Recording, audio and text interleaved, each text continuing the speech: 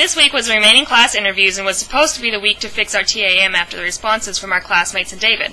However, we were unable to start on the process until the end of this weekly learning, as we were waiting for the information. Aside from fixing the TIMs and the last of the interviews, the rest of the week was looking at more position, velocity, and acceleration diagrams and equation editor. In class, we looked at applying figures to the position, velocity, and acceleration diagrams. This was helpful to determine things such as distance through finding the area underneath the position and velocity diagrams. We also did some equation editing in Word and using Excel. My equation editor was not working well, so I did the equations as I usually do in Word using the various font options. We used Excel to build graphs of the position, velocity, and acceleration. We also used the formula options to acquire the remaining data from only knowing the time increment and acceleration.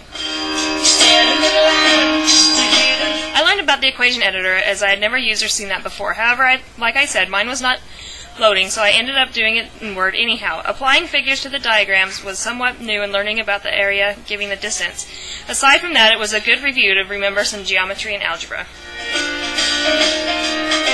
As usual, I need to practice the diagrams and what they mean to each other and how they relate, now with the added figures. I enjoy the mathematics portion as long as I know what I am doing and understand how it relates. I am familiar with Excel, but it is never a bad idea to review and practice the formulas we learned. All in all, this week was fairly low-key as we are finishing up the TIMs for Project 1 and looking to spring break in Project 2. It was good to see some physics stuff this week. The class is still too demanding of my time, and that is increasingly frustrating, but alas, we are 1 week closer to the end.